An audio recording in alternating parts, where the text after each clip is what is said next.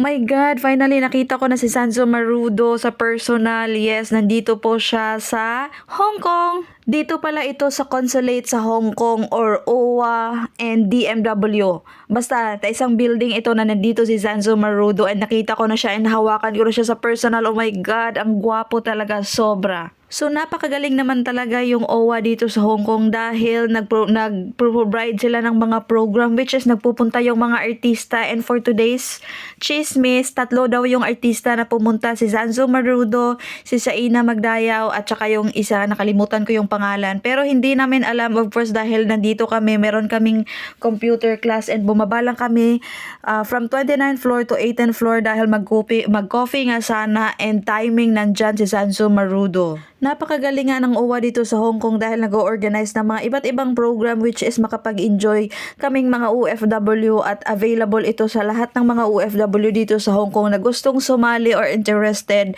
at walang ginagawa during Sunday or during day off nila.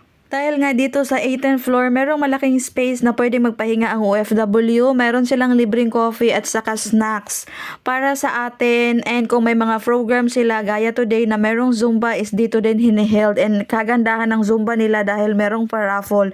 So, merong ng mga nanalo ng mga cellphone at laptop. At may kasama pang pagkain na Jollibee. May kasamang lunch siya and snacks. And then may pa-free na t-shirt. Napakaganda talaga, kaso lang hindi namin alam dahil meron kami computer class sa 29th floor, so hindi namin alam, and inaalam ko pa kung saang page yan nagpo-post para malaman at ma-share ko din sa inyo kung saan kayo magpunta or mag-like na page para makita nyo yung mga iba't ibang mga programs na ino-offer ng OWA na libre para sa ating mga OFW dito sa Hong Kong. So it's unprivileged na sa atin na merong mga ganitong program na libre talaga. Sana nga lang talaga sa lahat ng bansa na merong OWA, sana ganito din yung mga privilege na binibigay ng mga OFW. Sana nga hindi lang ito sa Hong Kong dahil alam ko naman na sa buong mundo napakarami talagang mga OFW. Napakaganda talaga ng program nila na hindi nila hinahayaan na tayong mga OFW walang malalaman. So gumagawa talaga sila ng paraan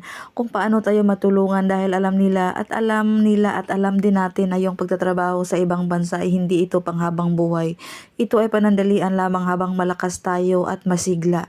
Kaya naman kung ikaw ay OFW dito sa Hong Kong, huwag mo sayangin yung oras mo na wala kang ginagawa, wala kang natutunan during day off mo dahil napakarami talagang ino-offer yung mga government or yung mga agency, iba't ibang agency na tumutulong sa ating mga domestic helper.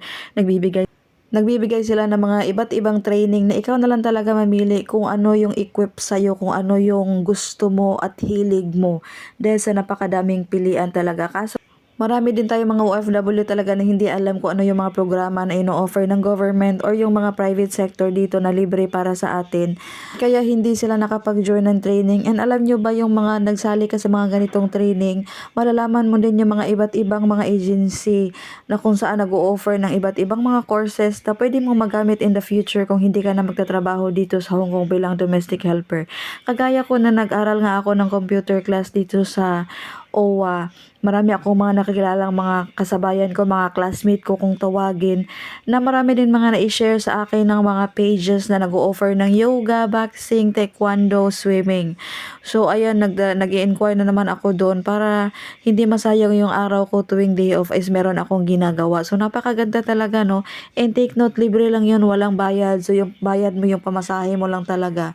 So yung mga taong makakasama mo or magiging classmate mo dito sa mga training is nag-undergo din ng iba't ibang training, and those training na ina-undergo nila i-share din nila sa mga bagong kakilala na gustong mag-aral, gustong matuto, i-share nila, and napakalaking opportunity nga habang nandito tayo, mag-gather lang tayo ng lahat ng mga skills dahil hindi pa man natin kailangan yan ngayon, pero malay natin in the future talaga magagamit natin yan. So this is all. Thank you.